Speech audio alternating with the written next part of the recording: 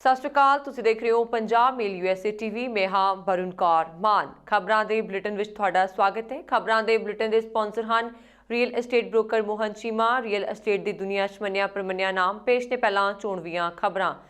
ਚੀਨ ਦੇ ਟਾਕਰੇ ਲਈ ਜਾਪਾਨ ਤੇ ਅਮਰੀਕਾ ਦੇ ਮੰਤਰੀਆਂ ਵੱਲੋਂ ਟੋਕੀਓ ਵਿੱਚ ਮੀਟਿੰਗ। ਬਾਈਡਨ ਦੇ ਨਾਬਾਲਗਾਂ ਤੇ ਬੱਚਿਆਂ ਦੇ ਪਨਾਹ ਦੇਣ ਦੇ ਫੈਸਲੇ ਨਾਲ ਸਰਹੱਦ ਤੇ ਲੋਕਾਂ ਦੀ ਭੀੜ ਵਧਣੀ ਸ਼ੁਰੂ। ਅਮਰੀਕਾ ਦੇ 3 ਸਪਾ ਸੈਂਟਰਾਂ ਵਿੱਚ ਫਾਇਰਿੰਗ, 4 ਮਹਿਲਾਵਾਂ ਸਣੇ 8 ਲੋਕਾਂ ਦੀ ਮੌਤ। ਡੈਨਵਰ ਦਾ ਹਵਾਈ ਅੱਡਾ ਬਰਫ਼ਬਾਰੀ ਤੋਂ ਬਾਅਦ ਮੁੜ ਖੁੱਲਿਆ। ਭਾਰਤ ਵਿੱਚ ਆਜ਼ਾਦੀ ਤੇ ਪਾਬੰਦੀਆਂ ਬਾਰੇ ਬਰਤਾਨੀਆ ਵੱਲੋਂ ਚਰਚਾ। ਪੇਸ਼ ਨੇ ਹੁਣ ਖਬਰਾਂ ਵਿਸਥਾਰ ਨਾਲ। ਜਾਪਾਨ ਅਤੇ ਅਮਰੀਕਾ ਨੇ ਏਸ਼ੀਆਈ ਖੇਤਰ ਵਿੱਚ ਚੀਨ ਦੇ ਧੌਂਸਵਾਦੀ ਅਤੇ ਹਮਲਾਵਰ ਰੁਖ ਦੀ ਆਲੋਚਨਾ ਕੀਤੀ ਹੈ। ਰਾਸ਼ਟਰਪਤੀ ਜੋ ਬਾਈਡਨ ਦੇ ਰਾਸ਼ਟਰਪਤੀ ਬਣਨ ਮਗਰੋਂ ਜਾਪਾਨ ਅਤੇ ਅਮਰੀਕਾ ਦੇ ਰੱਖਿਆ ਅਤੇ ਵਿਦੇਸ਼ ਮੰਤਰੀਆਂ ਵਿਚਾਲੇ ਮੰਗਲਵਾਰ ਨੂੰ ਟੋਕੀਓ ਵਿੱਚ ਪਹਿਲੀ ਵਾਰ ਮੀਟਿੰਗ ਹੋ ਰਹੀ ਹੈ। ਮੀਟਿੰਗ ਵਿੱਚ ਏਸ਼ੀਆਈ ਖੇਤਰ ਵਿੱਚ ਚੀਨ ਦੀਆਂ ਵਧੀਕੀਆਂ ਅਤੇ ਪਸਾਰਵਾਦੀ ਨੀਤੀਆਂ ਬਾਰੇ ਚਰਚਾ ਹੋਣ ਦੀ ਸੰਭਾਵਨਾ ਹੈ। ਦੋਵਾਂ ਦੇਸ਼ਾਂ ਦੇ ਸੀਨੀਅਰ ਮੰਤਰੀਆਂ ਵਿਚਾਲੇ ਅੱਜ ਹੋ ਰਹੀ 2+2 ਗੱਲਬਾਤ ਤੋਂ ਪਹਿਲਾਂ ਅਮਰੀਕਾ ਦੇ ਰੱਖਿਆ ਮੰਤਰੀ ਲੋਇਡ ਆਸਟਨ ਅਤੇ ਵਿਦੇਸ਼ ਮੰਤਰੀ ਐਂਟਨੀ ਬਲਿੰਕਨ ਨੇ ਆਪਣੇ ਜਾਪਾਨੀ ਹਮਰੁਤਬਾ ਰੱਖਿਆ ਮੰਤਰੀ ਨੋਬੂ ਕਿਸ਼ੀ ਅਤੇ ਵਿਦੇਸ਼ ਮੰਤਰੀ ਤੋਸ਼ੀਮਿਸ਼ੂ ਮੋਤੇਗੀ ਨਾਲ ਵੱਖੋ ਵੱਖਰੀ ਮੁਲਾਕਾਤ ਵੀ ਕੀਤੀ। ਅਮਰੀਕਾ ਦੇ ਦੋਵੇਂ ਮੰਤਰੀ ਸੋਮਵਾਰ ਨੂੰ ਟੋਕੀਓ ਪਹੁੰਚੇ ਸਨ। ਅਮਰੀਕਾ ਦੇ ਰਾਸ਼ਟਰਪਤੀ ਜੋ ਬਾਈਡਨ ਨੇ ਜਾਪਾਨੀ ਮੰਤਰੀਆਂ ਨੂੰ ਅਮਰੀਕਾ ਆਉਣ ਦਾ ਸੱਦਾ ਦੇਣ ਦੀ ਥਾਂ ਆਪਣੇ ਦੋਵੇਂ ਸੀਨੀਅਰ ਮੰਤਰੀ ਜਾਪਾਨ ਦੌਰੇ ਤੇ ਭੇਜੇ ਨੇ, ਜੋ ਏਸ਼ੀਆਈ ਦੇਸ਼ ਲਈ ਕਾਫੀ ਅਹਿਮ ਹੈ। ਮੋਤੇਗੀ ਨਾਲ ਮੀਟਿੰਗ ਤੋਂ ਪਹਿਲਾਂ ਬਲਿੰਕਨ ਨੇ ਕਿਹਾ ਕਿ ਬਾਈਡਨ ਪ੍ਰਸ਼ਾਸਨ ਹਿੰਦ ਪ੍ਰਸ਼ਾਂਤ ਮਹਾਸਾਗਰ ਵਿੱਚ ਚੀਨ ਤੇ ਉੱਤਰੀ ਕੋਰੀਆ ਤੋਂ ਚੁਣੌਤੀਆਂ ਦਾ ਸਾਹਮਣਾ ਕਰ ਰਹੇ ਆਪਣੇ ਭਾਈਵਾਲਾਂ ਨਾਲ ਕੰਮ ਕਰਨ ਲਈ ਵਚਨਬੱਧ ਹੈ। ਮੋਤੇਗੀ ਨੇ ਕਿਹਾ ਕਿ ਉਹ ਉਮੀਦ ਕਰਦੇ ਨੇ ਕਿ ਪੂਰਬੀ ਅਤੇ ਦੱਖਣੀ ਚੀਨ ਸਾਗਰ ਵਿੱਚ ਚੀਨ ਦੀਆਂ ਵਧੀਆਂ ਸਰਗਰਮੀਆਂ ਤੇ ਚਰਚਾ ਹੋਵੇਗੀ ਅਤੇ ਸਹਿਯੋਗੀ ਦੇਸ਼ ਆਪਣੀ ਸਮਰੱਥਾ ਦਾ ਵਿਕਾਸ ਕਰ ਸਕਣਗੇ। ਬਾਈਡਨ ਦੇ ਨਾਬਾਲਗਾਂ ਤੇ ਬੱਚਿਆਂ ਦੇ ਪਨਾਹ ਦੇਣ ਦੇ ਫੈਸਲੇ ਨਾਲ ਸਰਹੱਦ ਤੇ ਲੋਕਾਂ ਦੀ ਭੀੜ ਵਧਣੀ ਸ਼ੁਰੂ ਹੋ ਗਈ ਹੈ। ਮੈਕਸੀਕੋ ਸਰਹੱਦ ਇੱਕ ਵਾਰ ਫਿਰ ਗੈਰ ਕਾਨੂੰਨੀ ਢੰਗ ਨਾਲ ਦਾਖਲ ਹੋਣ ਵਾਲੇ ਪ੍ਰਵਾਸੀਆਂ ਲਈ ਫਿਰ ਚਰਚਾ ਵਿੱਚ ਆ ਗਈ ਹੈ। ਫਰਵਰੀ ਮਹੀਨੇ ਵਿੱਚ ਅਮਰੀਕਾ ਦੀ ਦੱਖਣ ਪੱਛਮ ਖੇਤਰ ਨਾਲ ਲੱਗਦੀ ਮੈਕਸੀਕੋ ਸਰਹੱਦ ਤੇ 1 ਲੱਖ ਤੋਂ ਵੱਧ ਲੋਕਾਂ ਨੇ ਗੈਰ ਕਾਨੂੰਨੀ ਢੰਗ ਨਾਲ ਦਾਖਲ ਹੋਣ ਦਾ ਯਤਨ ਕੀਤਾ। ਮੈਕਸੀਕੋ ਦੇ ਨੈਸ਼ਨਲ ਗਾਰਡ ਸਰਹੱਦ ਖੇਤਰ ਤੇ ਸਖਤ ਨਿਗਰਾਨੀ ਰੱਖ ਰਹੇ ਨੇ, ਪਰ ਇੱਥੇ ਇਮੀਗ੍ਰੇਸ਼ਨ ਅਧਿਕਾਰੀਆਂ ਅਨੁਸਾਰ ਵੱਖ-ਵੱਖ ਰਾਜਾਂ ਵਿੱਚ ਅਮਰੀਕਾ 'ਚ ਦਾਖਲ ਹੋਣ ਲਈ ਲੋਕ ਪੁੱਜ ਰਹੇ ਨੇ ਅਤੇ ਪਿਛਲੇ ਹਫ਼ਤੇ ਦੌਰਾਨ 800 ਤੋਂ ਵੱਧ ਲੋਕਾਂ ਨੂੰ ਬੱਸਾਂ, ਟਰੈਕਟਰਾਂ ਅਤੇ ਟਰਾਲੀਆਂ 'ਚ ਜਾਂਦਿਆਂ ਗ੍ਰਿਫਤਾਰ ਕੀਤਾ ਗਿਆ ਹੈ। ਮੈਕਸੀਕੋ ਸਰਹੱਦ ਤੇ ਏਜੰਸੀ ਦੇ ਮੁਖੀ ਗੋਇਲ ਨੇ ਮੌਜੂਦਾ ਸਥਿਤੀ ਬਾਰੇ ਕਿਹਾ ਕਿ ਇਸ ਨੂੰ ਗੰਭੀਰਤਾ ਨਾਲ ਲੈ ਰਹੇ ਹਾਂ। ਇਸ ਖੇਤਰ ਦੇ ਮਨੁੱਖੀ ਤਸਕਰ ਏਸ਼ੀਆ ਤੱਕ ਦੇ ਭੋਲੇ-ਭਾਲੇ ਲੋਕਾਂ ਨੂੰ ਇੱਧਰੋਂ ਅਮਰੀਕਾ ਲੰਘਾਉਣ ਲਈ ਭਰਮਾ ਰਹੇ ਹਨ। ਉਧਰ ਵਾਈਟ ਹਾਊਸ ਨੇ ਇਹ ਵੀ ਕਿਹਾ ਹੈ ਕਿ ਮੈਕਸੀਕੋ ਨਾਲ ਰਲ ਕੇ ਸੁਰੱਖਿਆ ਬਲ ਤਾਇਨਾਤ ਕੀਤੇ ਜਾ ਰਹੇ ਨੇ, ਪਰ ਰਿਪਬਲਿਕਨ ਨੇਤਾ ਇਹ ਕਹਿ ਰਹੇ ਨੇ ਕਿ ਬਾਈਡਨ ਦੇ ਨਾਬਾਲਗਾਂ ਤੇ ਬੱਚਿਆਂ ਦੇ ਪਨਾਹ ਦੇਣ ਦੇ ਫੈਸਲੇ ਨਾਲ ਸਰਹੱਦ ਤੇ ਲੋਕਾਂ ਦੀ ਭੀੜ ਵਧਣੀ ਸ਼ੁਰੂ ਹੋ ਗਈ ਹੈ। ਅਮਰੀਕਾ ਦੇ ਜਾਰਜੀਆ ਦੇ 3 ਸਪਾ ਸੈਂਟਰਾਂ ਵਿੱਚ ਫਾਇਰਿੰਗ ਹੋਣ ਦੀ ਖਬਰ ਸਾਹਮਣੇ ਆਈ ਹੈ। ਇਸ ਵਿੱਚ 4 ਮਹਿਲਾਵਾਂ ਸਣੇ 8 ਲੋਕਾਂ ਦੀ ਮੌਤ ਹੋ ਗਈ। ਸਥਾਨਕ ਪੁਲਿਸ ਅਤੇ ਅਮਰੀਕੀ ਮੀਡੀਆ ਵੱਲੋਂ ਇਸ ਦੀ ਪੁਸ਼ਟੀ ਕੀਤੀ ਹੈ। ਖਬਰਾਂ ਅਨੁਸਾਰ ਮੁਲਜ਼ਮ ਨੂੰ ਹਿਰਾਸਤ ਵਿੱਚ ਲੈ ਲਿਆ ਗਿਆ ਹੈ। ਇਸ ਘਟਨਾ ਸੰਬੰਧੀ ਅਟਲਾਂਟਾ ਪੁਲਿਸ ਨੇ ਦੱਸਿਆ ਕਿ ਉਹਨਾਂ ਨੂੰ ਪਿਡਮਾਂਟ ਰੋਡ ਤੇ ਗੋਲਡ ਮਸਾਜ ਸਪਾ ਵਿੱਚ ਖਬਰ ਮਿਲੀ ਸੀ। ਪੁਲਿਸ ਨੇ ਅੱਗੇ ਦੱਸਿਆ ਕਿ ਜਦੋਂ ਅਸੀਂ ਉੱਥੇ ਪਹੁੰਚੇ ਤਾਂ ਉਹਨਾਂ 3 ਲੋਕਾਂ ਦੀਆਂ ਲਾਸ਼ਾਂ ਮਿਲੀਆਂ। ਅਟਲਾਂਟਾ ਦੇ ਪੁਲਿਸ ਮੁਖੀ ਰੋਡਨੀ ਬ੍ਰਾਇੰਟ ਦਾ ਕਹਿਣਾ ਹੈ ਕਿ ਪੁਲਿਸ ਟੀਮ ਜਦੋਂ ਗੋਲਡ ਮਸਾਜ ਸਪਾ ਵਿੱਚ ਸੀ ਤਾਂ ਉਦੋਂ ਇੱਕ ਹੋਰ ਫੋਨ ਆਇਆ। ਇਸ ਕਾਲ ਦੇ ਜ਼ਰੀਏ ਖਬਰ ਮਿਲੀ ਕਿ ਐਰੋਮ ਥੈਰੇਪੀ ਸਪਾ ਵਿੱਚ ਗੋਲੀ ਚੱਲੀ ਹੈ ਅਤੇ ਇਸ ਹਾਦਸੇ ਵਿੱਚ ਇੱਕ ਵਿਅਕਤੀ ਦੀ ਮੌਤ ਹੋ ਗਈ ਹੈ। ਇਸ ਤੋਂ ਇਲਾਵਾ ਚੈਰੋਕੀ ਕਾਉਂਟੀ ਮਸਾਜ ਪਾਰਲਰ ਵਿੱਚ ਹੋਈ ਗੋਲਾਬਾਰੀ ਵਿੱਚ 4 ਲੋਕਾਂ ਦੀ ਮੌਤ ਹੋ ਗਈ। ਅਟਲਾਂਟਾ ਪੁਲਿਸ ਵਿਭਾਗ ਨੇ ਜਾਣਕਾਰੀ ਦਿੱਤੀ ਕਿ ਇੱਥੇ 3 ਸਪਾ ਕੇਂਦਰਾਂ ਤੇ ਗੋਲੀਬਾਰੀ ਕੀਤੀ ਗਈ, ਜਿਸ ਨਾਲ 8 ਲੋਕਾਂ ਦੀ ਮੌਤ ਹੋ ਗਈ। ਪੁਲਿਸ ਨੇ ਦੱਸਿਆ ਕਿ ਮ੍ਰਿਤਕਾਂ ਵਿੱਚੋਂ 4 ਮਹਿਲਾਵਾਂ ਹਨ ਜੋ ਕਿ ਏਸ਼ੀਆਈ ਮੂਲ ਦੀਆਂ ਜਾਪਦੀਆਂ ਨੇ। ਪੁਲਿਸ ਨੇ ਇਸ ਮਾਮਲੇ ਵਿੱਚ ਚੈਰੋਕੀ ਮਸਾਜ ਪਾਰਲਰ ਨੇੜੇ ਸ਼ੱਕੀ ਬੰਦੂਕਧਾਰੀ 21 ਸਾਲਾ ਰਾਬਰਟ ਐਰੋਨ ਲੌਂਗ ਨੂੰ ਹਿਰਾਸਤ ਵਿੱਚ ਲੈ ਲਿਆ। ਪੁਲਿਸ ਉਸ ਆਦਮੀ ਤੋਂ ਪੁੱਛਗਿੱਛ ਕਰ ਰਹੀ ਹੈ। ਹਾਲਾਂਕਿ ਹਾਲੇ ਤੱਕ ਗੋਲਾਬਾਰੀ ਦੇ ਪਿੱਛੇ ਦਾ ਕਾਰਨ ਸਪਸ਼ਟ ਨਹੀਂ ਹੋ ਸਕਿਆ। ਅਮਰੀਕਾ ਦੇ ਕੋਲੋਰਾਡੋ ਅਤੇ ਵੋਮਿੰਗ ਦੇ ਕੁਝ ਹਿੱਸਿਆਂ ਵਿੱਚ ਸਰਦੀਆਂ ਦੇ ਬਰਫੀਲੇ ਤੂਫਾਨ ਤੇ 3 ਫੁੱਟ ਤੱਕ ਭਾਰੀ ਬਰਫ਼ਬਾਰੀ ਕੀਤੀ, ਜਿਸ ਕਰਕੇ ਸੜਕਾਂ ਬੰਦ ਹੋਣ ਦੇ ਨਾਲ ਦੋਵੇਂ ਰਾਜਾਂ ਵਿੱਚ ਵਿਧਾਨ ਸਭਾਵਾਂ ਅਤੇ ਕੋਰੋਨਾ ਟੀਕਾਕਰਨ ਪ੍ਰਕਿਰਿਆ ਵੀ ਪ੍ਰਭਾਵਿਤ ਹੋਈ। ਇਸ ਬਰਫ਼ਬਾਰੀ ਕਰਕੇ ਕੋਲੋਰਾਡੋ ਦੇ ਡੈਨਵਰ ਹਵਾਈ ਅੱਡੇ ਨੂੰ ਐਤਵਾਰ ਦੇ ਦਿਨ ਬੰਦ ਕੀਤਾ ਗਿਆ ਸੀ ਅਤੇ ਇਹ ਹਵਾਈ ਅੱਡਾ ਸੋਮਵਾਰ ਨੂੰ ਦੁਬਾਰਾ ਖੋਲ੍ਹਿਆ ਗਿਆ।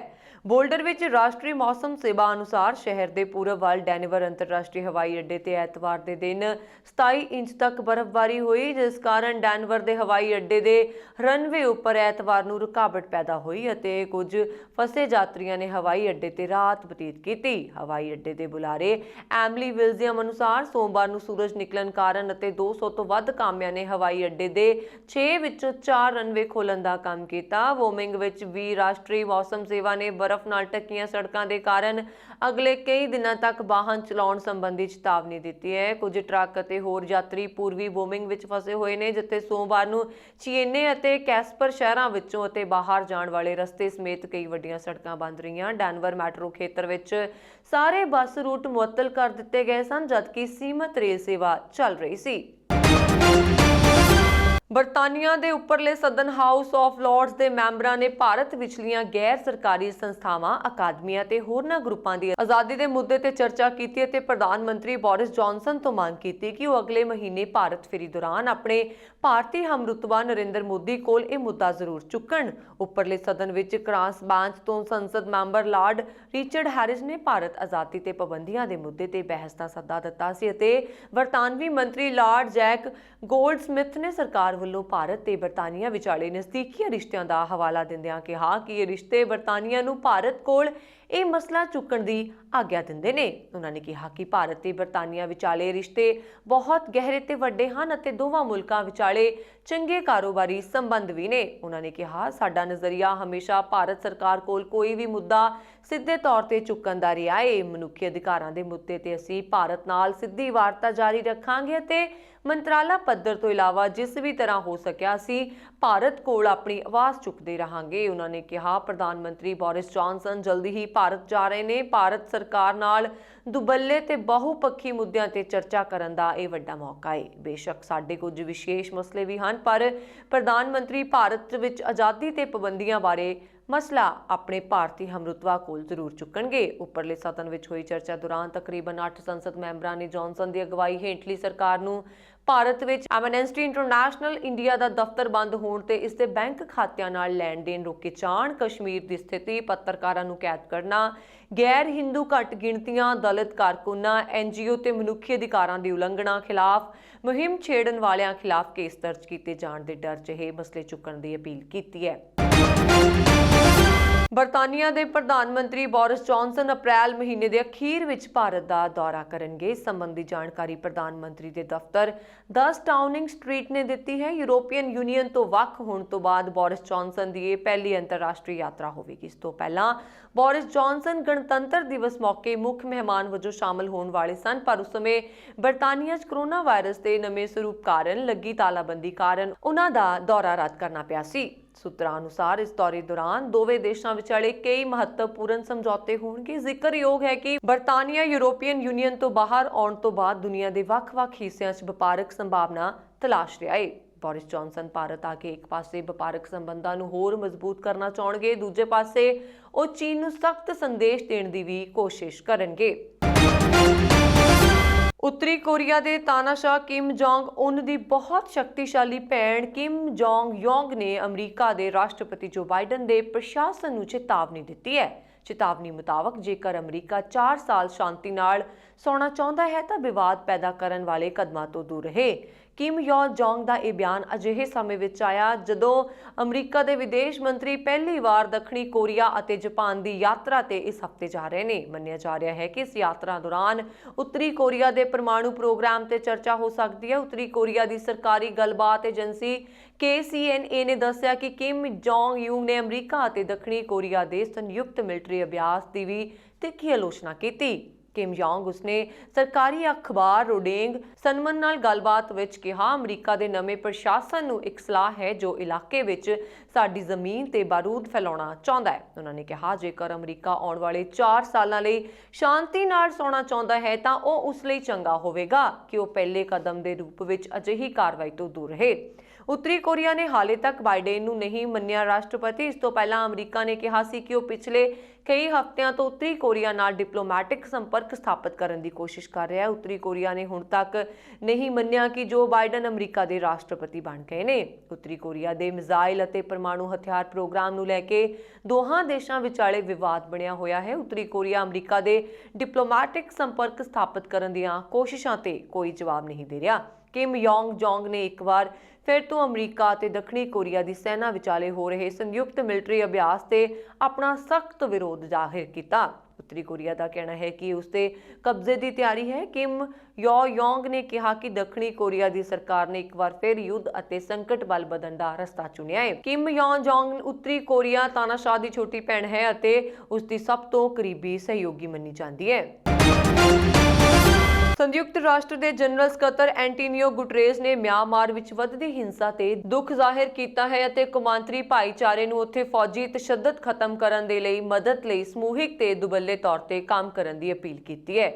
ਗੁਟਰੇਸ ਨੇ ਇਸ ਗੱਲ ਦਾ ਵੀ ਨੋਟਿਸ ਲਿਆ ਕਿ ਮਿਆਂਮਾਰ ਦੀ ਫੌਜ ਵੱਲੋਂ ਪ੍ਰਦਰਸ਼ਨਕਾਰੀਆਂ ਦੀਆਂ ਕੀਤੀਆਂ ਜਾ ਰਹੀਆਂ ਹੱਤਿਆਵਾਂ ਤੇ ਮਨਮਰਜ਼ੀ ਕਰਕੇ ਸੰਯੁਕਤ ਰਾਸ਼ਟਰ ਦੀ ਸੰਜਮ ਵਾਰਤਾ ਅਤੇ ਦੇਸ਼ ਨੂੰ ਜਮਹੂਰੀ ਰਾਹ ਤੇ ਵਾਪਸ ਲਿਆਉਣ ਦੀ ਅਪੀਲ ਦੀ ਉਲੰਘਣਾ ਕੀਤੀ ਹੈ। ਸੰਯੁਕਤ ਰਾਸ਼ਟਰ ਦੇ ਪ੍ਰਮੁੱਖ ਬੁਲਾਰੇ ਵੱਲੋਂ ਜਾਰੀ ਕੀਤੇ ਗਏ ਬਿਆਨ ਅਨੁਸਾਰ ਗੁਟਰੇਸ ਨੇ ਕੌਮਾਂਤਰੀ ਭਾਈਚਾਰੇ ਨੂੰ ਅਪੀਲ ਕੀਤੀ ਹੈ ਕਿ ਉਹ ਮਿਆਂਮਾਰ ਵਿੱਚ ਫੌਜੀ ਤਸ਼ੱਦਦ ਖਤਮ ਕਰਨ ਵਿੱਚ ਮਦਦ ਕਰਨ ਲਈ ਸਮੂਹਿਕ ਤੇ ਦੁਬੱਲੇ ਢੰਗ ਨਾਲ ਕੰਮ ਕਰਨ। ਬਿਆਨ ਅਨੁਸਾਰ ਉਹਨਾਂ ਸੈਨਾ ਨੂੰ ਆਪਣਾ ਵਿਸ਼ੇਸ਼ ਦੂਤ ਉੱਥੇ ਜਾਣ ਦੇਣ ਦੀ ਅਪੀਲ ਕੀਤੀ ਜੋ ਹਾਲਾਤ ਕਾਬੂ ਹੇਠ ਕਰਨ, ਵਾਰਤਾ ਲਈ ਮੰਚ ਤਿਆਰ ਕਰਨ ਅਤੇ ਲੋਕਤੰਤਰ ਬਹਾਲ ਕਰਨ ਲਈ ਬੇहद ਜ਼ਰੂਰੀ ਹੈ। ਬਿਆਨ 'ਚ ਕਿਹਾ ਗਿਆ ਹੈ ਕਿ ਗੁਟਰੇਸ ਮਿਆਂਮਾਰ 'ਚ ਵੱਧਦੀ ਫੌਜ ਹਿੰਸਾ ਤੋਂ ਕਾਫੀ ਦੁਖੀ ਨੇ। ਗੁਟਰੇਸ ਨੇ ਕਿਹਾ ਕਿ ਉਹ ਮਿਆਂਮਾਰ ਦੇ ਲੋਕਾਂ ਅਤੇ ਆਜ਼ਾਦੀ ਹਾਸਲ ਕਰਨ ਲਈ ਉਹਨਾਂ ਦੀਆਂ ਕੋਸ਼ਿਸ਼ਾਂ ਦਾ ਸਾਥ ਦਿੰਦੇ ਰਹਿਣਗੇ। ਆਸਟ੍ਰੇਲੀਆ ਵਿੱਚ ਨਵੇਂ ਸਖਤ ਮਾਈਗ੍ਰੇਸ਼ਨ ਨਿਯਮਾਂ ਤਹਿਤ ਇਮੀਗ੍ਰੇਸ਼ਨ ਮੰਤਰੀ ਐਲੈਕਸ ਹੱਕ ਨੇ ਅਪਰਾਧੀ ਐਲਾਨੇ ਗਏ ਗੈਰ ਨਾਗਰਿਕਾਂ ਦੇ ਦਾਖਲੇ ਜਾਂ ਉਹਨਾਂ ਨੂੰ ਇੱਥੇ ਸਥਾਈ ਤੌਰ ਤੇ ਰਹਿਣ ਤੋਂ ਰੋਕਣ ਲਈ ਵਿਨੇ ਪੱਤਰਾਂ ਵਿੱਚ ਚਰਿੱਤਰ ਟੈਸਟ ਬਾਬਤ ਹੋਰ ਸਖਤੀ ਕੀਤੀ ਹੈ। ਇਸ ਤਹਿਤ ਕਿਸੇ ਕਿਸਮ ਦੇ ਗੰਭੀਰ ਅਪਰਾਧ ਵਿੱਚ ਦੋਸ਼ੀ ਪਾਏ ਗਏ ਗੈਰ ਨਾਗਰਿਕਾਂ ਨੂੰ ਆਸਟ੍ਰੇਲੀਆ ਵਿੱਚ ਦਾਖਲ ਜਾਂ ਰਹਿਣ ਦੀ ਆਗਿਆ ਨਹੀਂ ਹੋਵੇਗੀ। ਬਿਨਾਂ ਨਵੇਂ ਨਿਯਮ ਲਾਗੂ ਹੋਣ ਵਾਲੇ ਨਿਯਮਾਂ ਤਹਿਤ ਜੇ ਬਿਨੇਕਾਰ ਗੈਰ ਨਾਗਰਿਕ ਚਰਿੱਤਰ ਟੈਸਟ ਪਾਸ ਨਹੀਂ ਕਰਦਾ ਜਾਂ ਵੀਜ਼ਾ ਦਿੱਤੇ ਜਾਣ ਤੋਂ ਬਾਅਦ ਚੰਗੇ ਚਰਿੱਤਰ ਨੂੰ ਬਣਾਈ ਰੱਖਣ ਵਿੱਚ ਅਸਫਲ ਰਹਿੰਦਾ ਹੈ ਤਾਂ ਭਵਿੱਖ ਵਿੱਚ ਉਸ ਦਾ ਆਸਟ੍ਰੇਲੀਆ ਰਹਿਣਾ ਸੰਭਵ ਨਹੀਂ ਹੋਵੇਗਾ। ਜ਼ਿਕਰਯੋਗ ਹੈ ਕਿ ਇਸ ਟੈਸਟ ਵਿੱਚ ਬਿਨੇਕਾਰ ਦੇ ਪਿਛਲੇ ਅਤੇ ਮੌਜੂਦਾ ਆਚਰਣ ਦੀ ਜਾਂਚ ਪੜਤਾਲ ਕੀਤੀ ਜਾਵੇਗੀ। ਜੇ ਵਿਅਕਤੀ ਉੱਤੇ ਪਿਛਲੇ ਸਮੇਂ ਵਿੱਚ ਕੋਈ ਅਪਰਾਧਕ ਮਾਮਲਾ ਦਰਜ ਹੈ ਜਾਂ ਵਿਸ਼ਵ ਦੀ ਕਿਸੇ ਗੈਰ ਕਾਨੂੰਨੀ ਜਥੇਬੰਦੀ ਨਾਲ ਜੁੜਿਆ ਰਿਹਾ ਹੈ ਤਾਂ ਇਨ੍ਹਾਂ ਹਾਲਾਤਾਂ ਵਿੱਚ ਇਹ ਟੈਸਟ ਪਾਸ ਕਰਨਾ ਮੁਸ਼ਕਿਲ ਹੋਵੇਗਾ। ਇਸ ਤੋਂ ਇਲਾਵਾ ਨਵੇਂ ਨਿਯਮਾਂ ਤਹਿਤ ਪਰਿਵਾਰਕ ਹਿੰਸਾ, ਸ਼ੋਸ਼ਣ, ਧੋਖਾਧੜੀ ਅਤੇ ਬਜ਼ੁਰਗਾਂ ਤੇ ਸਮਾਜ ਦੇ ਹੋਰ ਕਮਜ਼ੋਰ ਲੋਕਾਂ ਪ੍ਰਤੀ ਅਣਗਹਿਲੀ ਵਰਗੇ ਗੰਭੀਰ ਅਪਰਾਧਾਂ ਦੇ ਵਿੱਚ ਜੇ ਕੋਈ ਸ਼ਾਮਲ ਹੈ ਜਾਂ ਰਿਹਾ ਹੈ ਤਾਂ ਸੰਬੰਧਿਤ ਵੀਜ਼ਾ ਧਾਰਕਾਂ ਦਾ ਵੀਜ਼ਾ ਰੱਦ ਕਰ ਦਿੱਤਾ ਜਾਵੇਗਾ ਅਤੇ ਨਵੇਂ ਬਿਨੇਕਾਰਾਂ ਦੀ ਵੀਜ਼ਾ ਅਰਜ਼ੀ ਪ੍ਰਵਾਨ ਨਹੀਂ ਕੀਤੀ ਜਾਵੇਗੀ। ਅਮਰੀਕੀ ਵੈਕਸੀਨ ਨਿਰਮਾਤਾ ਮੋਡਰਨਾ ਨੇ ਹੁਣ ਬੱਚਿਆਂ ਤੇ ਟੀਕੇ ਦਾ ਟ੍ਰਾਇਲ ਸ਼ੁਰੂ ਕਰ ਦਿੱਤਾ ਹੈ। ਕੰਪਨੀ 6 ਮਹੀਨੇ ਤੋਂ 12 ਸਾਲ ਦੀ ਉਮਰ ਤੱਕ ਦੇ ਬੱਚਿਆਂ ਤੇ ਆਪਣੀ ਵੈਕਸੀਨ ਦਾ ਟ੍ਰਾਇਲ ਕਰੇਗੀ। ਕੰਪਨੀ ਵੱਲੋਂ ਇਸ ਸੰਬੰਧੀ ਮੰਗਲਵਾਰ ਨੂੰ ਜਾਣਕਾਰੀ ਦਿੱਤੀ ਗਈ। ਇਸ ਟ੍ਰਾਇਲ ਵਿੱਚ ਮੋਡਰਨਾ ਅਮਰੀਕਾ ਅਤੇ ਕੈਨੇਡਾ ਦੇ 6750 ਬੱਚਿਆਂ ਨੂੰ ਸ਼ਾਮਲ ਕਰੇਗੀ। ਖਾਸ ਗੱਲ ਇਹ ਹੈ ਕਿ ਵੈਕਸੀਨ ਨੂੰ ਅਮਰੀਕਾ ਵਿੱਚ 18 ਸਾਲ ਜਾਂ ਇਸ ਤੋਂ ਵੱਧ ਉਮਰ ਦੇ ਲੋਕਾਂ ਨੂੰ ਐਮਰਜੈਂਸੀ ਵਰਤੋਂ ਲਈ ਆਗਿਆ ਮਿਲ ਚੁੱਕੀ ਹੈ। ਇਸ ਅਧਿਐਨ ਵਿੱਚ ਸ਼ਾਮਲ ਹਰੇਕ ਬੱਚੇ ਨੂੰ 28 ਦਿਨਾਂ ਵਿੱਚ 2 ਖੁਰਾਕਾਂ ਦਿੱਤੀਆਂ ਜਾਣਗੀਆਂ। ਇਸ ਅਧਿਐਨ ਦੇ 2 ਭਾਗ ਹੋਣਗੇ। ਪਹਿਲੇ ਹਿੱਸੇ ਵਿੱਚ 2 ਸਾਲ ਤੇ 12 ਸਾਲ ਤੋਂ ਘੱਟ ਉਮਰ ਦੇ ਬੱਚਿਆਂ ਨੂੰ ਜਾਂ 50 ਜਾਂ 100 ਮਾਈਕਰੋਗ੍ਰਾਮ ਦੀਆਂ 2 ਖੁਰਾਕਾਂ ਦਿੱਤੀਆਂ ਜਾ ਸਕਦੀਆਂ ਹਨ। ਉੱਥੇ ਹੀ 2 ਸਾਲ ਤੋਂ ਘੱਟ ਉਮਰ ਦੇ ਬੱਚਿਆਂ ਨੂੰ 25, 50 ਜਾਂ 100 ਮਾਈਕਰੋਗ੍ਰਾਮ ਦੇ 2 ਸ਼ਾਟ ਮਿਲ ਸਕਦੇ ਨੇ। ਹਰੇਕ ਸਮੂਹ ਵਿੱਚ ਬੱਚਿਆਂ ਨੂੰ ਘੱਟ ਖੁਰਾਕ ਦੀ ਮਾਤਰਾ ਦਿੱਤੀ ਜਾਵੇਗੀ ਅਤੇ ਅਧਿਐਨ ਵਿੱਚ ਸ਼ਾਮਲ ਦੂਜੇ ਬੱਚਿਆਂ ਨੂੰ ਉੱਚ ਖੁਰਾਕ ਦੇਣ ਤੋਂ ਪਹਿਲਾਂ ਪ੍ਰਤੀਕਿਰਿਆ ਦੀ ਨਿਗਰਾਨੀ ਕੀਤੀ ਜਾਵੇਗੀ। ਦੂਸਰੇ ਹਿੱਸੇ ਵਿੱਚ ਕਿਹੜੀ ਖੁਰਾਕ ਵਰਤੀ ਜਾਵੇਗੀ ਇਹ ਪਤਾ ਲਗਾਉਣ ਲਈ ਇੱਕ ਅੰਤਰਿਮ ਵਿਸ਼ਲੇਸ਼ਣ ਕੀਤਾ ਜਾਵੇਗਾ। ਦੱਸ ਦਈਏ ਕਿ ਅਮਰੀਕਾ ਵਿੱਚ ਜਾਰੀ ਟੀਕਾਕਰਨ ਮੁਹਿੰਮ ਵਿੱਚ ਹੁਣ ਤੱਕ ਬਾਲਗਾਂ ਦੀ ਸੁਰੱਖਿਆ ਤੇ ਧਿਆਨ ਦਿੱਤਾ ਜਾ ਰਿਹਾ ਹੈ। ਮਾਡਰਨਾ ਅਤੇ Johnson and Johnson the vaccine ਨੂੰ 18 ਸਾਲ ਜਾਂ ਇਸ ਤੋਂ ਵੱਧ ਉਮਰ ਦੇ ਲੋਕਾਂ ਤੇ ਵਰਤਣ ਦੀ ਆਗਿਆ ਹੈ, ਜਦੋਂ ਕਿ ਫਾਈਜ਼ਰ ਅਤੇ ਬਾਇਓਨਟੈਕ ਦੀ ਵੈਕਸੀਨ ਨੂੰ 16 ਸਾਲ ਜਾਂ ਇਸ ਤੋਂ ਵੱਧ ਉਮਰ ਦੇ ਲੋਕਾਂ ਨੂੰ ਦਿੱਤਾ ਜਾ ਸਕਦਾ ਹੈ। ਭਾਰਤ ਦੇ ਪ੍ਰਧਾਨ ਮੰਤਰੀ ਨਰਿੰਦਰ ਮੋਦੀ ਦੇ ਪ੍ਰਮੁੱਖ ਸਲਾਹਕਾਰ ਪੀਕੇ ਸਿਨਹਾ ਨੇ ਆਪਣੇ ਅਹੁਦੇ ਤੋਂ ਅਸਤੀਫਾ ਦੇ ਦਿੱਤਾ ਹੈ। ਸੂਤਰਾਂ ਅਨੁਸਾਰ 1977 ਬੈਚ ਦੇ ਸੇਵਾ ਮੁਕਤ IAS ਅਧਿਕਾਰੀ ਪੀਕੇ ਸਿਨਹਾ ਨੂੰ ਸਤੰਬਰ 2019 ਚ OSD ਵਜੋਂ ਸੰਖੇਪ ਕਾਰਜਕਾਲ ਤੋਂ ਬਾਅਦ ਪ੍ਰਧਾਨ ਮੰਤਰੀ ਦਾ ਪ੍ਰਮੁੱਖ ਸਲਾਹਕਾਰ ਨਿਯੁਕਤ ਕੀਤਾ ਗਿਆ ਸੀ। 4 ਸਾਲ ਤੱਕ ਕੈਬਨਿਟ ਸਕੱਤਰ ਵਜੋਂ ਸੇਵਾ ਨਿਭਾਉਣ ਤੋਂ ਬਾਅਦ ਸਿਨਹਾ ਨੂੰ ਅਗਸਤ 2019 ਚ ਪ੍ਰਧਾਨ ਮੰਤਰੀ ਦਾ OSD ਬਣਾਇਆ ਗਿਆ ਸੀ। ਸਿਨਹਾ ਊਰਜਾ ਮੰਤਰਾਲੇ ਚ ਸਕੱਤਰ ਵਜੋਂ ਵੀ ਸੇਵਾ ਨਿਭਾ ਚੁੱਕੇ ਨੇ। ਉਹਨਾਂ ਆਪਣੇ ਅਸਤੀਫਾ ਪੱਤਰ ਚ ਨਿੱਜੀ ਕਾਰਨਾਂ ਦਾ ਹਵਾਲਾ ਦਿੱਤਾ ਹੈ। ਪ੍ਰਧਾਨ ਮੰਤਰੀ ਦਫ਼ਤਰ ਛੱਡਣ ਵਾਲੇ ਉਹ ਦੂਸਰੇ ਉੱਚ ਅਧਿਕਾਰੀ ਨੇ। ਇਸ ਤੋਂ ਪਹਿਲਾਂ ਪ੍ਰਧਾਨ ਮੰਤਰੀ ਦੇ ਪ੍ਰਮੁੱਖ ਸਕੱਤਰ ਨਿਰਪੇਂਦਰ ਮਿਸ਼ਰਾ ਨੇ ਵੀ ਅਸਤੀਫਾ ਦੇ ਦਿੱਤਾ ਸੀ। ਪੰਜਾਬੀ ਭਾਈਚਾਰਾ ਦੁਨੀਆ ਦੇ ਜਿਹੜੇ ਵੀ ਹਿੱਸੇ ਵਿੱਚ ਗਿਆ ਹੈ ਉੱਥੇ ਉਸਨੇ ਨਾਮਣਾ ਖੱਟਿਆ। ਇਸ ਲੜੀ ਵਿੱਚ ਹੁਣ ਨਿਊਜ਼ੀਲੈਂਡ ਦੇ ਟਿਪੂਕੀ ਖੇਤਰ ਵਿੱਚ ਕੀਵੀ ਕਿੰਗ ਦੇ ਨਾਮ ਨਾਲ ਜਾਣੇ ਜਾਂਦੇ ਪੰਜਾਬੀ ਨੌਜਵਾਨ ਗੁਰਵਿੰਦਰ ਸਿੰਘ ਉਰਫ ਗੋਪਾ ਬੈਂਸ ਨੂੰ ਉਹਨਾਂ ਦੀਆਂ ਸਮਾਜ ਭਲਾਈ ਸੇਵਾਵਾਂ ਬਦਲੇ ਇਸ ਵਾਰ ਸਿੱਖ ਸਪੋਰਟਸ ਕੰਪਲੈਕਸ ਟਾਕੀਨੀ ਦੇ ਉਦਘਾਟਨ ਮੌਕੇ 21 ਮਾਰਚ ਐਤਵਾਰ ਨੂੰ ਵੱਡੇ ਕਮਿਊਨਿਟੀ ਅਵਾਰਡ ਨਾਲ ਸਨਮਾਨਿਤ ਕੀਤਾ ਜਾਵੇਗਾ। ਉਸ ਦਿਨ ਪ੍ਰਧਾਨ ਮੰਤਰੀ ਜੈਸਿੰਡਾ ਆਰਡਨ ਨੇ ਗੁਰਦੁਆਰਾ ਸ੍ਰੀ ਕਲਗੀਧਰ ਸਾਹਿਬ ਵਿੱਚ ਪਹੁੰਚਣਾ ਹੈ। ਸਨਮਾਨ ਵਿੱਚ 1 ਕਿਲੋ ਚਾਂਦੀ ਦੀ ਇੱਟ ਤੇ ਬਣੇ 10 ਤੋਲੇ ਸੋਨੇ ਦੇ ਖੰਡੇ ਦਾ ਵਿਸ਼ੇਸ਼ ਯਾਦਗਾਰੀ ਚਿੰਨ੍ਹ ਹੋਵੇਗਾ। ਇਹ ਮਹੱਤਵਪੂਰਨ ਫੈਸਲਾ ਜਿੱਥੇ ਨਿਊਜ਼ੀਲੈਂਡ ਦੀ ਸਭ ਤੋਂ ਵੱਡੀ ਸਿੱਖ ਸੰਸਥਾ supreme Sikh society of New Zealand ਦੀ ਪ੍ਰਬੰਧਕੀ ਕਮੇਟੀ ਨੇ ਸਰਬਸੰਮਤੀ ਨਾਲ ਲਿਆ ਹੈ, ਉੱਥੇ ਸੁਸਾਇਟੀ ਦੇ 81 ਟਰਸਟੀਆਂ ਨੇ ਵੀ ਫੈਸਲੇ ਦਾ ਸਮਰਥਨ ਕੀਤਾ ਹੈ ਤਾਂ ਜੋ ਸਮਾਜ ਸੇਵਾ ਦੇ ਖੇਤਰ ਵਿੱਚ ਵਿਚਰਨ ਵਾਲੇ ਲੋਕਾਂ ਨੂੰ ਉਤਸ਼ਾਹਿਤ ਕੀਤਾ ਜਾ ਸਕੇ। ਮੀਡੀਆ ਨੂੰ ਜਾਣਕਾਰੀ ਦਿੰਦੇ ਹੋਏ ਸੁਸਾਇਟੀ ਦੇ ਬੁਲਾਰੇ ਭਾਈ ਦਲਜੀਤ ਸਿੰਘ ਨੇ ਦੱਸਿਆ ਕਿ ਗੋਪਾ ਬੈਸ ਅਤੇ ਉਸ ਦੀ ਟੀਮ ਨੇ ਸੁਸਾਇਟੀ ਦੇ ਵਿਕਾਸ ਕਾਰਜਾਂ ਤੇ ਲੋੜਵੰਦ ਲੋਕਾਂ ਦੀ ਸਹਾਇਤਾ ਲਈ ਹਮੇਸ਼ਾ ਹੀ ਦਿਲ ਖੋਲ ਕੇ ਮਦਦ ਕੀਤੀ ਹੈ। ਸੁਪਰੀਮ ਸਿੱਖ ਸੁਸਾਇਟੀ ਵੱਲੋਂ ਜਦੋਂ ਵੀ ਕਿਸੇ ਧਾਰਮਿਕ ਕੰਮ ਨੂੰ ਨੇਪਰੇ ਚਾੜਨ, ਸਮਾਜ ਭਲਾਈ ਲਈ ਕੰਮ ਕਰਨ ਜਾਂ ਸਿੱਖਿਆ ਦੇ ਮਿਆਰ ਨੂੰ ਉੱਚਾ ਚੁੱਕਣ ਲਈ ਅਪੀਲ ਕੀਤੀ ਜਾਂਦੀ ਹੈ, ਉਦੋਂ ਗੋਪਾ ਬੈਂਸ ਦੀ ਟੀਮ ਨੇ ਹਰ ਵੇਲੇ ਵੱਧ ਚੜ੍ਹ ਕੇ ਹਿੱਸਾ ਪਾਇਆ ਹੈ। ਉਹਨਾਂ ਨੇ ਦੱਸਿਆ ਕਿ ਗੋਪਾ ਬੈਂਸ ਨੇ ਸੁਪਰੀਮ ਸਿੱਖ ਸੁਸਾਇਟੀ ਵੱਲੋਂ ਹਰ ਸਾਲ ਵੱਡੇ ਪੱਧਰ ਤੇ ਕਰਵਾਏ ਜਾਣ ਵਾਲੇ ਅੰਤਰਰਾਸ਼ਟਰੀ ਕਬੱਡੀ ਟੂਰਨਾਮੈਂਟ ਲਈ ਵੀ ਪਿਛਲੇ ਸਾਲ ਬੇਮਿਸਾਲ ਸਹਿਯੋਗ ਦਾ ਵਾਅਦਾ ਕੀਤਾ ਸੀ ਅਤੇ ਹਰੇਕ ਸਾਲ ਮਦਦ ਦਾ ਭਰੋਸਾ ਦਿਵਾਇਆ। ਜ਼ਿਕਰਯੋਗ ਹੈ ਕਿ ਹੁਸ਼ਿਆਰਪੁਰ ਜ਼ਿਲ੍ਹੇ ਦੇ ਮਾਣਕ ਢੇਰੀ ਪਿੰਡ ਨਾਲ ਸੰਬੰਧਿਤ ਗੁਰਵਿੰਦਰ ਸਿੰਘ ਉਰਫ ਗੋਪਾ ਬੈਂਸ 18-19 ਸਾਲ ਪਹਿਲਾਂ ਨਿਊਜ਼ੀਲੈਂਡ ਵਿੱਚ ਗਏ ਸੀ। ਗੋਪਾ ਬੈਂਸ ਨੂੰ ਨਿਊਜ਼ੀਲੈਂਡ ਦੀ ਸਭ ਤੋਂ ਵੱਡੀ ਸਿੱਖ ਸੰਸਥਾ supreme Sikh society of New Zealand the Parbandhak committee ਵੱਲੋਂ ਇਹ ਵੱਡਾ ਸਨਮਾਨ ਦਿੱਤੇ ਜਾਣ ਦੀ ਖਬਰ ਆਉਣ ਤੋਂ ਬਾਅਦ ਪੰਜਾਬ ਵਿੱਚ ਉਹਨਾਂ ਦੇ ਦੋਸਤਾਂ, ਮਿੱਤਰਾਂ, ਰਿਸ਼ਤੇਦਾਰਾਂ ਅਤੇ ਮਾਣਕ ਢੇਰੀ ਵਾਸੀਆਂ ਵਿੱਚ ਖੁਸ਼ੀ ਦੀ ਲਹਿਰ ਪਾਈ ਜਾ ਰਹੀ ਹੈ। ਫੇਸਬੁੱਕ ਅਤੇ ਨਿਊਜ਼ ਕਾਰਪ ਨੇ ਮੰਗਲਵਾਰ ਨੂੰ ਆਸਟ੍ਰੇਲੀਆ ਵਿੱਚ ਖਬਰਾਂ ਲਈ ਭੁਗਤਾਨ ਕਰਨ ਲਈ ਨਵਾਂ ਸਮਝੌਤਾ ਕਰਨ ਦੀ ਘੋਸ਼ਣਾ ਕੀਤੀ ਹੈ। ਆਸਟ੍ਰੇਲੀਆ ਦੀ ਸੰਸਦ ਨੇ ਕਰੀਬ 3 ਹਫ਼ਤੇ ਪਹਿਲਾਂ ਇੱਕ ਕਾਨੂੰਨ ਪਾਸ ਕੀਤਾ ਸੀ ਜਿਸ ਦੇ ਤਹਿਤ ਡਿਜੀਟਲ ਕੰਪਨੀਆਂ ਵੱਲੋਂ ਖਬਰਾਂ ਦਿਖਾਉਣ ਲਈ ਭੁਗਤਾਨ ਕਰਨਾ ਲਾਜ਼ਮੀ ਹੋ ਗਿਆ ਹੈ। ਨਿਊਯਾਰਕ ਸਥਿਤ ਨਿਊਜ਼ ਕਾਰਪ ਵਿਸ਼ੇਸ਼ ਤੌਰ ਤੇ ਅਮਰੀਕਾ, ਬ੍ਰਿਟੇਨ ਅਤੇ ਆਸਟ੍ਰੇਲੀਆ ਵਿੱਚ ਖਬਰਾਂ ਦਿੰਦਾ ਹੈ। ਉਸਨੇ ਕਿਹਾ ਕਿ ਉਸਨੇ ਫੇਸਬੁੱਕ ਨਾਲ ਕਈ ਸਾਲਾਂ ਦਾ ਇੱਕ ਸਮਝੌਤਾ ਕੀਤਾ ਹੈ। ਸਮਝੌਤਾ ਗੂਗਲ ਨਾਲ ਪਿਛਲੇ ਮਹੀਨੇ ਕੀਤੇ ਗਏ ਸਮਝੌਤੇ ਨਾਲ ਮੇਲ ਖਾਂਦਾ ਹੈ। ਨਿਊਜ਼ ਕਾਰਪ ਨੇ ਇੱਕ ਬਿਆਨ ਵਿੱਚ ਕਿਹਾ ਕਿ Sky News Australia News Corp Australia ਦੀ ਸਹਾਇਕ ਕੰਪਨੀ ਹੈ ਅਤੇ ਉਸਨੇ ਵੀ ਇੱਕ ਨਵਾਂ ਸਮਝੌਤਾ ਕੀਤਾ ਜੋ ਮੌਜੂਦਾ ਫੇਸਬੁੱਕ ਸਮਝੌਤੇ ਦੇ ਆਧਾਰਿਤ ਹੈ। ਇਸ ਤੋਂ ਪਹਿਲਾਂ ਫੇਸਬੁੱਕ ਨੇ 3 ਸੁਤੰਤਰ ਸਮਾਚਾਰ ਸੰਸਥਾਵਾਂ ਪ੍ਰਾਈਵੇਟ ਮੀਡੀਆ, ਸਵਾਰਟਸ ਮੀਡੀਆ ਅਤੇ ਸੋਲਿਸਟਿਕ ਮੀਡੀਆ ਨਾਲ ਸਮਝੌਤੇ ਦੇ ਪੱਤਰਾਂ ਤੇ ਦਸਤਖਤ ਕੀਤੇ। ਫੇਸਬੁੱਕ ਨੇ ਇੱਕ ਬਿਆਨ ਵਿੱਚ ਕਿਹਾ ਸੀ ਕਿ ਵਪਾਰਕ ਸਮਝੌਤੇ ਦੇ ਬਾਰੇ ਅਗਲੇ 60 ਦਿਨਾਂ ਵਿੱਚ ਪੂਰਨ ਸਮਝੌਤਿਆਂ ਤੇ ਦਸਤਖਤ ਕੀਤੇ ਜਾਣਗੇ। ਉੱਤਰਾਖੰਡ ਦੇ ਉੱਚ ਗੜਵਾਲ ਹਿਮਾਲਿਆ ਵਿੱਚ ਸਥਿਤ ਪ੍ਰਸਿੱਧ ਹੇਮਕੁੰਡ ਸਾਹਿਬ ਗੁਰਦੁਆਰੇ ਦੇ ਕਿਵਾੜ ਇਸ ਸਾਲ 10 ਮਈ ਨੂੰ ਸ਼ਰਧਾਲੂਆਂ ਲਈ ਖੋਲ੍ਹ ਦਿੱਤੇ ਜਾਣਗੇ। ਮੁੱਖ ਮੰਤਰੀ ਤੀਰਥ ਸਿੰਘ ਰਾਵਤ ਨਾਲ ਹੇਮਕੁੰਡ ਸਾਹਿਬ ਮੈਨੇਜਮੈਂਟ ਟਰਸਟ ਦੇ ਉਪ ਪ੍ਰਧਾਨ ਨਰਿੰਦਰਜੀਤ ਸਿੰਘ ਬਿੰਦਰਾ ਨਾਲ ਮੁਲਾਕਾਤ ਕੀਤੀ। ਉਹਨਾਂ ਨੇ ਦੱਸਿਆ ਕਿ ਟਰਸਟ ਵੱਲੋਂ ਇਸ ਸਾਲ ਹੇਮਕੁੰਡ ਸਾਹਿਬ ਦੇ ਕਿਵਾੜ ਜੂਨ ਦੀ ਬਜਾਏ 10 ਮਈ ਨੂੰ ਖੋਲ੍ਹਣ ਦਾ ਫੈਸਲਾ ਲਿਆ ਗਿਆ ਹੈ। ਜ਼ਿਕਰਯੋਗ ਹੈ ਕਿ ਬੀਤੇ ਸਾਲ ਸ੍ਰੀ ਹੇਮਕੁੰਡ ਸਾਹਿਬ ਯਾਤਰਾ ਕੋਵਿਡ-19 ਕਾਰਨ ਬੰਦ ਰਹੀ ਸੀ। ਇਸ ਸਾਲ 10 ਮਈ ਨੂੰ ਸ੍ਰੀ ਹੇਮਕੁੰਡ ਸਾਹਿਬ ਦੇ ਕਿਵਾੜ ਖੋਲ੍ਹਣ ਦਾ ਫੈਸਲਾ ਟਰਸਟ ਵੱਲੋਂ ਲਿਆ ਗਿਆ ਹੈ। ਮੁੱਖ ਮੰਤਰੀ ਦੀ ਉਮੀਦ ਮੁਤਾਬਕ ਸ੍ਰੀ ਹੇਮਕੁੰਡ ਸਾਹਿਬ ਮੈਨੇਜਮੈਂਟ ਟਰਸਟ ਵੱਲੋਂ ਇਸ ਸਾਲ ਸ੍ਰੀ ਹੇਮਕੁੰਡ ਸਾਹਿਬ ਦੇ ਕਿਵਾੜ 1 ਜੂਨ ਤੋਂ 10 ਮਈ 2021 ਨੂੰ ਖੋਲ੍ਹਣ ਦਾ ਫੈਸਲਾ ਹੈ। ਇਸ ਫੈਸਲੇ ਮਗਰੋਂ ਸ੍ਰੀ ਹੇਮਕੁੰਡ ਸਾਹਿਬ ਦੀ ਯਾਤਰਾ ਨੂੰ ਲੈ ਕੇ ਤਿਆਰੀਆਂ ਸ਼ੁਰੂ ਕਰ ਦਿੱਤੀਆਂ ਨੇ। ਇਹ ਸਨ ਹੁਣ ਤੱਕ ਦੀਆਂ ਖਬਰਾਂ। ਮੈਨੂੰ ਵਰੁਣ ਕੌਰ ਮਾਨ ਨੂੰ ਦਿਓ ਆਗਿਆ। ਦੇਖਦੇ ਰਹੋ ਪੰਜਾਬ ਮੇਲ USA TV। ਸਤਿ ਸ੍ਰੀ ਅਕਾਲ।